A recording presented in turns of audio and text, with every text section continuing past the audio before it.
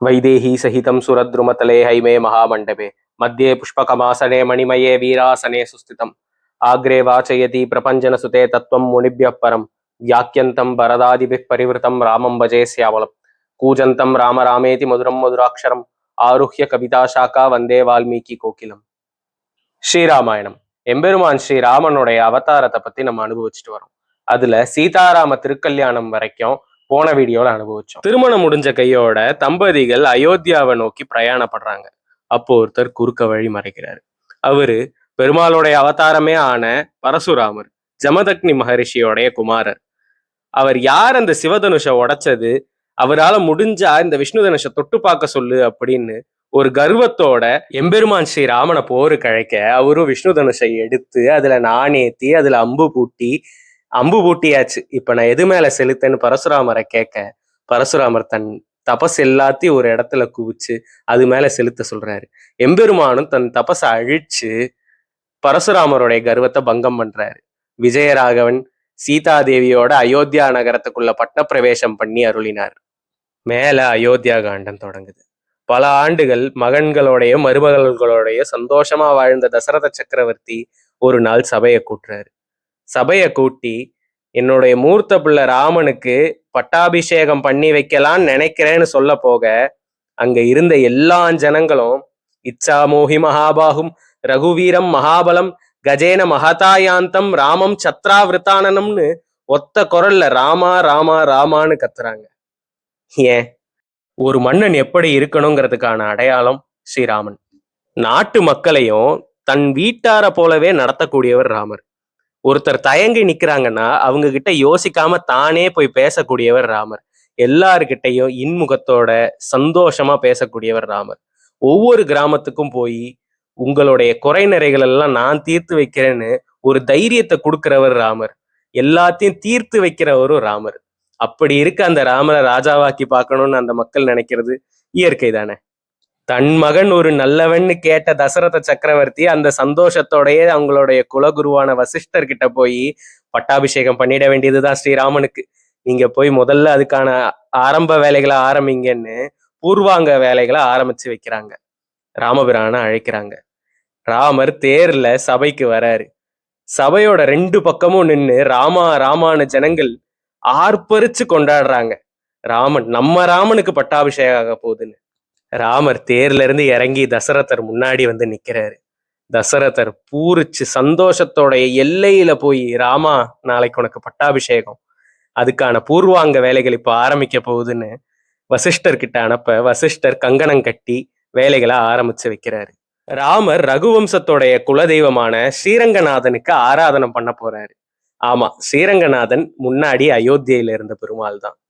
அவருக்கு சீதையோட போய் திருவாராதனங்களை பண்ணிக்கிட்டு இருக்காரு. வெளியில ஜனங்க சந்தோஷத்துல வீட்டுக்கு வீடு மாவள தோரணம் கட்டி முத்துப்பந்தலிட்டு தண்ணீர் குடங்கள் வச்சு சந்தோஷத்துல கொண்டாடிக்கிட்டு இருக்காங்க.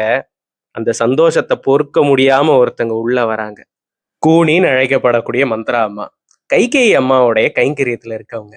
கைகேயி அம்மா கல்யாணம் பண்ணி கூட வந்தப்பவே வந்தவங்க.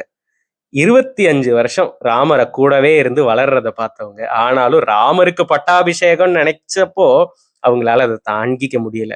கைகேயி கிட்ட வந்து ஓம் புள்ள பரதனுக்கு பட்டாபிஷேகம் பண்ணி வைப்பாங்கன்னு பார்த்தா ராமருக்கு போய் பண்ணி வைக்கிறாங்களேன்னு சொல்றாங்க.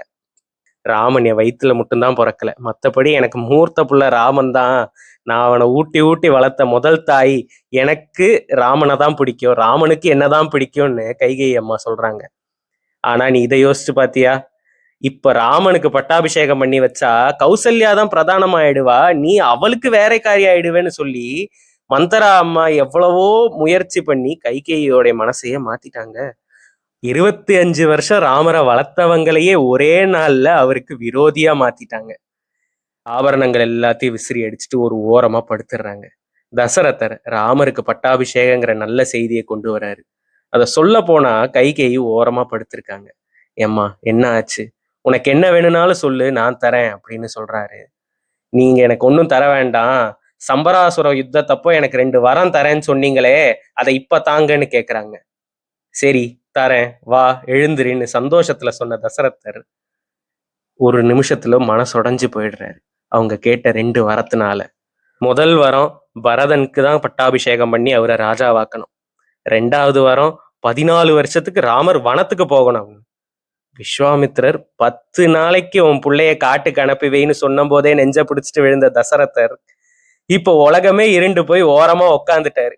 தசரதர் எவ்வளவோ கெஞ்சி பாக்குறாரு வரத்தை மாத்திக்க சொல்லி. கைகேயி அம்மா கேட்ட மாதிரி இல்ல. ஒரு வழியா சுமந்திரரை கூப்பிட்டு ராமரை அழைச்சிட்டு வர சொல்றாங்க.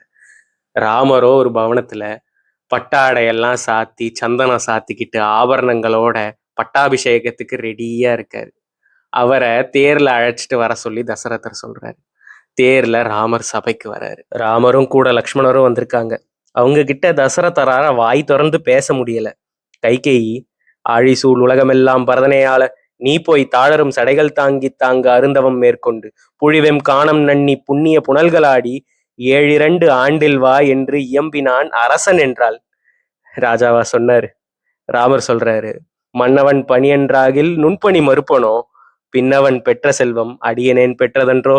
அம்மா, அப்பா இந்த வேலையை சொல்லனா நீங்க சொல்லியிருந்தா நான் செஞ்சிருக்க மாட்டேனா? பின்னவன் பெற்ற செல்வம் ஏன் தம்பி பரதன், அவன் ராஜாவா இருந்தா என்ன, நான் ராஜாவா இருந்தா என்னன்னு ராமர் சொல்றாரு. இப்பயாவது கைகேயி அம்மாக்கு இறக்க வந்திருக்கலாம். ஆனா இல்ல, கௌசல்யா அம்மா கிட்டயும் சீத்தை கிட்டயும் நான் சொல்லிட்டு வரேன்னு தசரதர் கிட்ட உத்தரவு வாங்கிட்டு புறப்பட்ட ராமர் கௌசல்யா அம்மா கிட்ட போய் விஷயத்த சொன்னப்போ லக்ஷ்மணன் பொறுமையா இருந்தவர் இப்போ வந்து, நீங்க ஊன்னு சொல்லுங்க, தசரதரை சிறையில போட்டு நான் உங்களுக்கு பட்டாபிஷேகம் பண்ணி வைக்கிறேன், நம்ம இங்கேயே இருக்கலாம்னு சொல்றாங்க. கௌசல்யையும் அதை ஆமோதிக்கிறாங்க. அப்போ ராமர், இது நம்ம சொரூப லட்சணம் இல்ல, நம்ம இப்படி நடந்துக்க கூடாது, இது நம்ம தர்மம் இல்ல, அம்மா நீங்க இங்கேயே இருந்து அப்பாவை பாத்துக்கங்கன்னு சொல்லிட்டு வராங்க. சீத்தை கிட்ட இந்த விஷயத்த சொன்னப்போ, ராமா உனக்கு முன்னாடி நான் காட்டுக்கு போறேன்னு தயாரா நிக்கிறாங்க. இவ்வளவு நேரம் கணவன் கூட இருக்கிறதா மனைவிக்கு தர்மம்னு அம்மா கிட்ட சொன்ன விஷயம் எல்லாம் சீத்தைக்கு தெரியும். எவ்வளவோ பேசி பார்த்தும் சீத்தை கேட்கல. தாயாரும் பெருமாளும் காட்டுக்கு புறப்படுறாங்க. அவங்க 2 பேர் திருவடியும் ஒருத்தர் கட்டி பிடிக்கிறாரு. லக்ஷ்மணன், நானும் உங்க கூட வரேன், எல்லாம் கைங்கரியத்தை நானே எடுத்து பாக்குறேன்னு. இப்படியாக சீதா ராம லக்ஷ்மணர்கள் சபைக்கு வந்து தங் வனவாசம் இருக்க போறத சொல்ல வராங்க. அந்த இடத்துல மர உரிகளை மான் தோள்களை கைகேயி அம்மா ராம லக்ஷ்மணர்களுக்கு கொடுத்தது இல்லாம சீதைக்கும் கொடுக்க போறாங்க. அப்போ வசிஷ்டர், நிறுத்துவோம் அநியாயத்தை, வீட்டுக்கு வந்த மருமகளை இந்த மாதிரி கஷ்டம் கொடுத்து பார்க்க கூடாது அப்படின்னு சொல்ல, தசரதர் தன் கஜானாவில இருந்து ஆடை ஆபரணங்களை சீதைக்கு கொடுக்கிறாரு. ஆனா சீதை அத மரியாதைக்கு வாங்கிண்டாலும் ராமரை போலவே மான்தோல் மர உரி தரிச்சுக்கிறாங்க. சீதா லக்ஷ்மண சமேதரா ஸ்ரீராமச்சந்திரமூர்த்தி காட்டுக்கு விஜயம் பண்ண கிளம்புறாரு. சுமந்திரர் தேர்ல கொண்டு போய் விடுறாரு. அயோத்தியா நகர மக்கள் கண்ணும் கண்ணீருமா பின்தொடர்றாங்க. மேல சிந்திப்போம். யதிராஜோ விஜயத்தே.